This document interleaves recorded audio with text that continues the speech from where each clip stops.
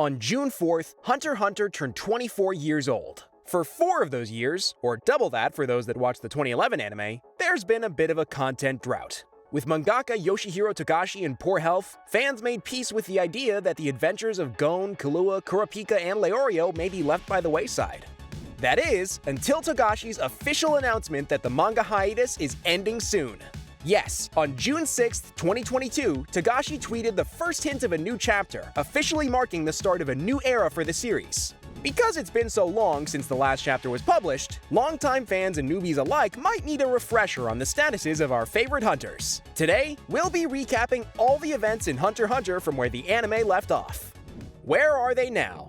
The last episode of the anime, Past and Future, ended with Gon Freaks and his father Jing Freaks having a proper heart-to-heart at the top of the world tree. Jing finally gives his son insight into why he's been absent from his life. He was distracted by enjoying life's detours. He claims that in order to journey to the outside world, they need 4 qualities: permission, the means, qualifications, and a contract, which he had no need or want to obtain. Gon then returns his father's hunter license, which Kite had previously dropped back on Whale Island. The next day, Gon returns to the amateur hunters where they watch a flight of small-billed swans. He takes a photo and sends it to his friends. Killua and Aluka receive a photo back on Whale Island, and Leorio gets his from a library. Kurapika is the only one of the original 4 that doesn't see his photo. He's instead mourning in a church in front of Kurta Eyes. Back at the Zoldyck estate, Canary and Amane prepare to bury Goto. They make a pact to keep the death from Killua and Aluka whenever the two return.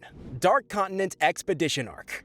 The Dark Continent and Succession arcs mark a major shift in Hunter x Hunter's narrative. While the last few arcs have focused on Gon and Killua as the deuteragonists, former side characters begin to take center stage here. Kurapika takes over as the protagonist, and his character and powers are expanded upon even more, including that he's apparently a J-pop fan. Other, shadier personalities like Crollo also receive more development and become powerful figures. It starts with the new Zodiac 12 holding a conference. A frantic Beans bursts into the room announcing a new threat from the leader of the Kakin Empire, Nasubi Huigo-Ro, who intends to visit the Forbidden Dark Continent. The leader for this expedition is Beyond Netero, son of the Old Hunter Association chairman Isaac Netero.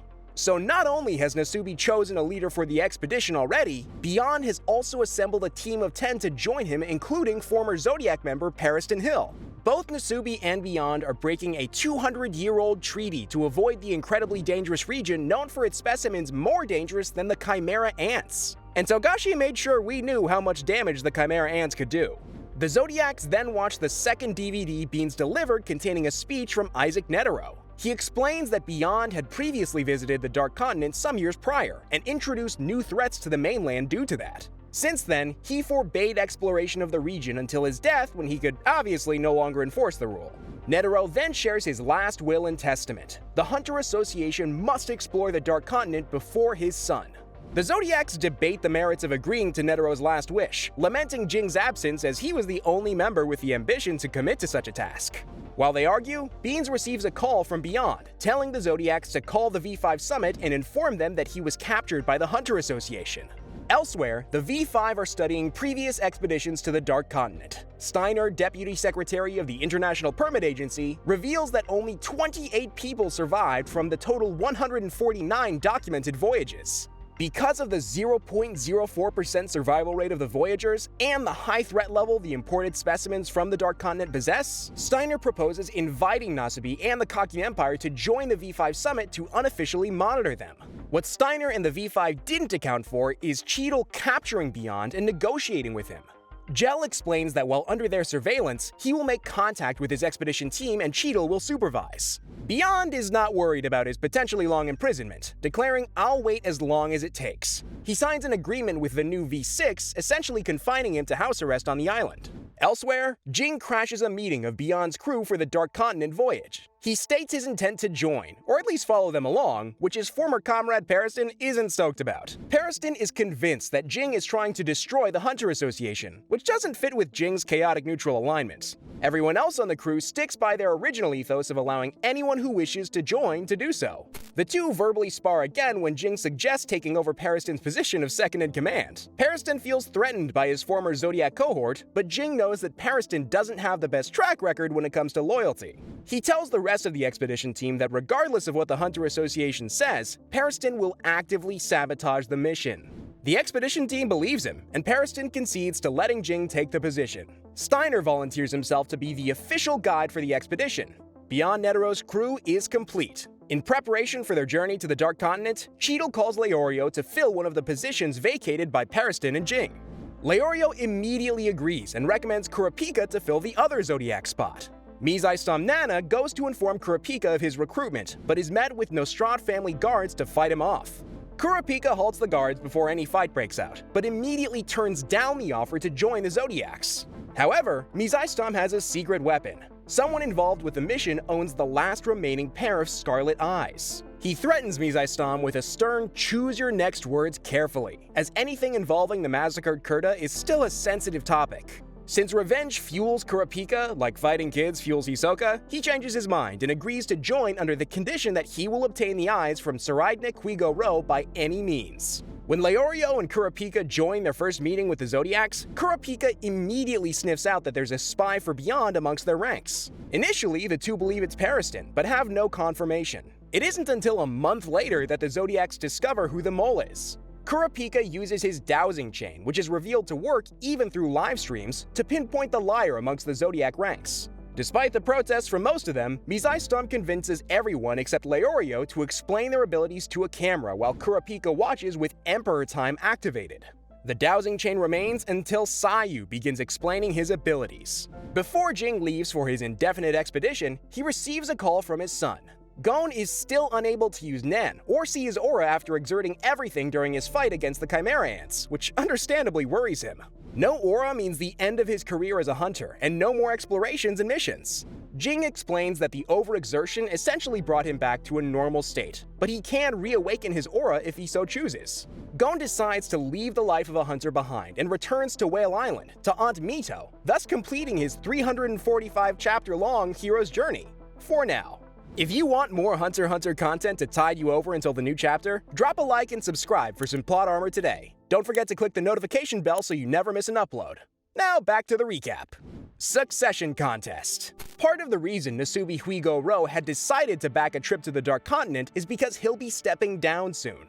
While breaking a 200-year-old treaty might be considered a perfect big move to end a reign, it's not enough for Nasubi. No, he also must have his 14 legitimate children, all referred to as princes, compete in a battle royale to succeed him. This battle for succession will start as soon as Beyond Netero's ship leaves Kakin's dock in just over a month's time. There is a small snag in the trip plans though. Beyond acts oblivious to news about the mole and refuses to cooperate with Zodiac formalities. While Mizai is annoyed at Beyond's perceived insolence, Kurapika reveals that their prisoner is actually unaware of Sayu's betrayal. The two Zodiacs form an alliance to figure out who Sayu is actually working for, and find out that 6 of the Kakin princes have all hired bodyguards composed of rejected Zodiac candidates for the voyage. Kurapika's connections pay off once again, and he contacts his fellow Nostrad family guards to attempt infiltration. In an extremely mob boss move, Kurapika manages to get in contact with the 14th Prince of Kakin, Prince Wobble, or rather his mother, Queen Oito. The prince is still a baby, leaving him the most defenseless of the possible successors. Kurapika is pegged as a strong option for a bodyguard and is hired on the spot. Heaven's Arena Showdown. Back in York New City, everyone's favorite clown Hisoka Maro is back at Heaven's Arena. This trip isn't for Hisoka's sadistic love of battle though. This is strictly business. He hired an exorcist to track down Phantom Troop Leader Crollo Lucifer, who is currently a floor master. The two meet in the ring, equally excited to compete in the long-awaited Mortal Kombat. Unfortunately for Hisoka, agreeing to a battle to the death with Crollo was a huge mistake. It turns out the King of the Spiders has been collecting Nen abilities while evading Hisoka's grasp. Crollo unleashes Black Voice to control the referee.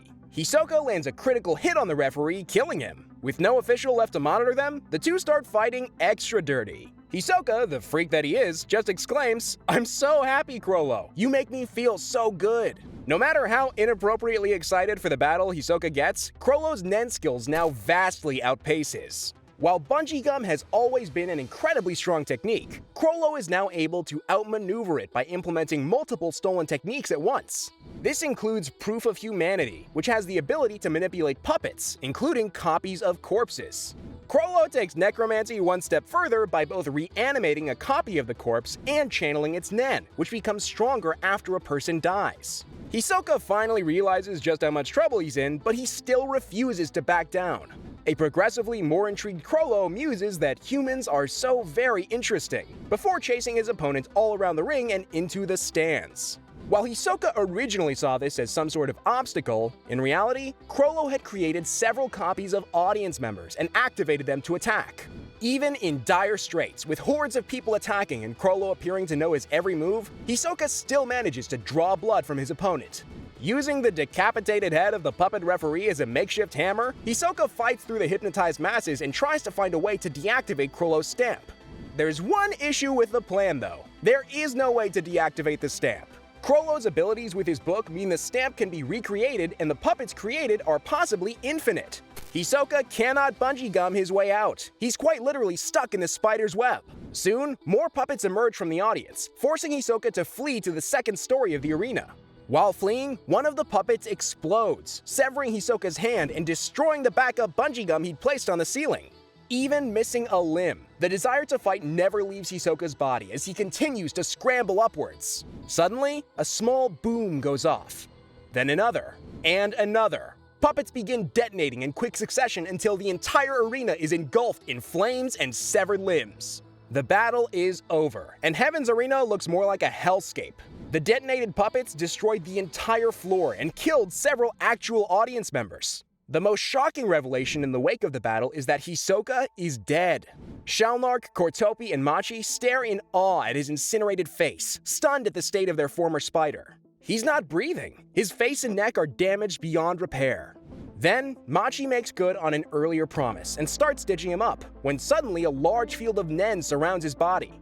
While, as mentioned earlier, Nen does increase in strength post-mortem, this is stronger than a regular corpse's Nen. Remember like 30 seconds ago when everyone confirmed Hisoka was dead? Turns out he protected his heart with bungee gum as a pseudo-defibrillator should he die. Hisoka rises from the table and covers his wounds in bungee gum as Machi chides him for not choosing his battles. In response to her perceived betrayal, he binds her in gum and leaves the morgue in a huff. Believing he successfully killed Hisoka, Chrollo and Shalnark begin planning the spider's next big move, infiltrating the Kakin expedition to the Dark Continent. It's also meant to be the first complete spider reunion and first large heist since York New City. Shalnark waits for Kortopi to tell him the news, but the Cousin It lookalike has been taking a while in the toilet. Shalnark's musing is cut short when a suspiciously hairy head comes rolling toward him like a bowling ball. Left in shock by his colleague's sudden decapitation, a distraught Shalnark doesn't realize the strings of gum descending. The gum wraps around his neck and hands and strangles him. His corpse is left resembling a marionette. The revived and furious Hisoka sings to the deceased Shalnark, 2 down, 10 to go. On the Black Whale. The time has finally come for the Black Whale to set sail, although the pre-voyage celebration is anything but relaxing for Kurapika and Queen Oito. With such a large ship and so many high-profile figures in the Kakin Empire on board, the potential for powerful Nen users is exponentially high. Fortunately for the young Prince Wobble, the amount of high-profile passengers also means surveillance and neutral guards in public areas. Mizaistam breaks this brief moment of reprieve by informing Kurapika that the 3rd and 4th levels on the ship are full of criminals with forged tickets. It's too late to discover who the stowaways are and determine their threat levels because the massive whale has left port and will be on the water for at least 2 months. Unbeknownst to the high-profile passengers strategizing or partying on the upper tiers, a guard named Woody is found completely drained of blood in a bathroom. Between this incident and Kortopi's death, going to the restroom alone in Hunter x Hunter is now a death sentence. Kurapika surmises this is the work of a Nen user based on the wounds, but the guards either act oblivious or are suspiciously on edge about the mention of Nen. Soon, 5 other guards, sucked dry like a Capri Sun, are found in a storage room. With the prince and queen's lives at risk, Kurapika takes the rest of the guards hostage and pulls out the dowsing chain for interrogation. Only 2 of the 6 other guards hired to protect Queen Oito and Prince Wobble were also aware of the succession game. Because she's the newest queen, she wasn't allowed to vet any of the guards, so she got stuck with 2 disloyal spies. The interrogation gets cut short when a variety of Nen camouflaged beasts begin floating into the room. These are the worm toxins. Sired, the only guard able to see the worm toxins, suddenly stabs another guard and launches himself at Kurapika like a man possessed. After Kurapika knocks him out, the guards find out he actually was forced to use his Nen and conjure visions of the worm toxins. Kurapika plunges the syringe at the end of his chain into Sired's chest to temporarily remove his abilities, and a bug crawls out of his ear. The Kakin guards burst into the room to take Sired away for questioning about the dead guards. In the 2 hours since the Black Whale left port, Prince Woble's guards are almost completely depleted. But good news for the baby prince comes soon after. The 9th prince, Hulkenberg Huigoro, withdraws from the contest, saying, "I don't deserve a bloody throne." His father lets him withdraw. Back in the banquet hall, Tsaridnik and the 5th prince, Tubepa Huigoro, make an alliance to eliminate the rest of the possible successors. They determine that the top 5 are the only real contenders. Princes 6 through 14 will be easy eliminations either due to their young age or a lack of ambition. The eldest 3 siblings, Benjamin, Camilla, and Zhongli, are determined to be varying degrees of repulsive. However, a bigger threat looms over the scheming princes. Each one's guardian spirit beast invoked by the seed urn is now roaming around the ship without the prince's knowledge. While they don't pose a threat to the other princes, as anyone protected by a guardian spirit beast is safe from attack, the prince's guards are vulnerable. Succession stakes rise. Camilla and Zhongli hear about their younger brother pulling himself from the race and try to negotiate with Nasubi to make the decision null. Benjamin interjects that Camilla's plea is a sign of weak will. She clarifies that she doesn't want a fair fight. She wants to instill fear to the point that everyone else ends their lives in forfeit. Since Nen beasts are now common knowledge, Benjamin's sole advantage is gone and he must watch his temper. His militia finds the dwindling forces of Prince Woble first, and upon seeing Kurapika, threatens the 4 to either surrender or perish. Kurapika easily takes down the guard and arrests him for attempted assassination. However, Queen Oito protests the arrest and wants to investigate the perpetrator now.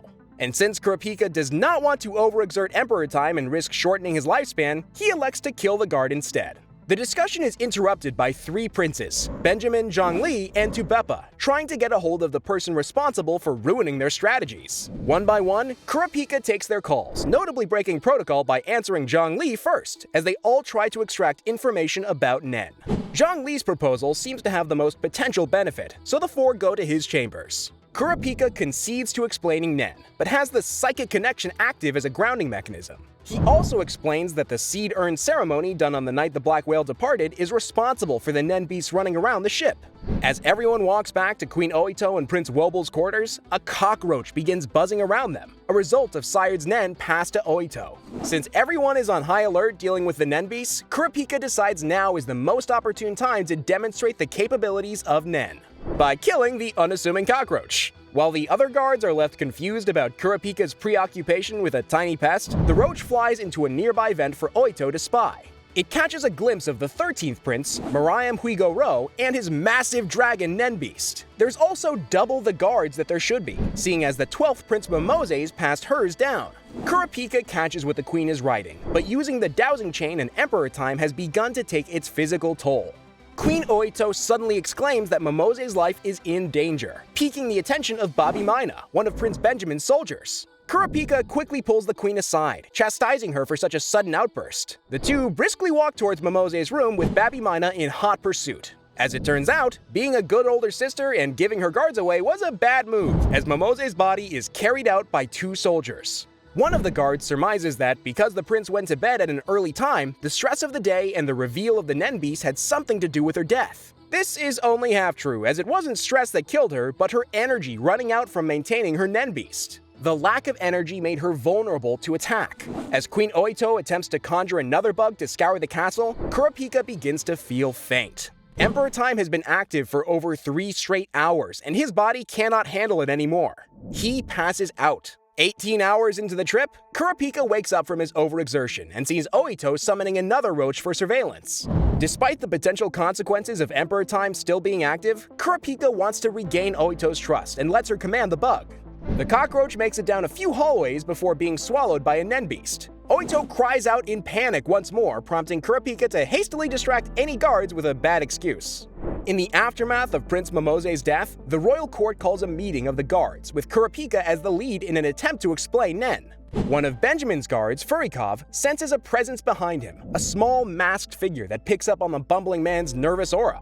While Furikov just tries to stand and act normal, the figure casts Silent Majority. It takes a while for one guard to notice the puppet, and even then, the others don't believe her. That is, until the puppet releases 4 snakes, while explaining that all 4 attacking at once can suck out the entire body's blood in 11 seconds. As everyone panics about the murder they just witnessed, the puppet slides out. The lessons are cut short, and Kurapika goes to find Lowberry, the guard that saw the Nen puppet. She's under the impression that the snakes were Prince Woble's Nen beast, but since everyone saw the attack, it's not possible. While Kurapika returns to calm the attendees of his Nen lesson, Bill, the other living member of Wobble's original security team, leaves to see if Oito and the prince are safe. Spider's back.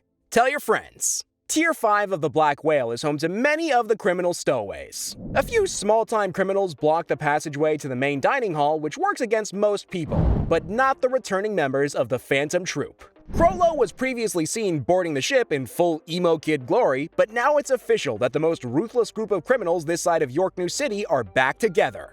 While the remaining men of the Phantom Troop search for potential friends and foe, Crollo runs into a de-bungee-gummed Machi. The two have the common goal of killing a stowaway Hisoka.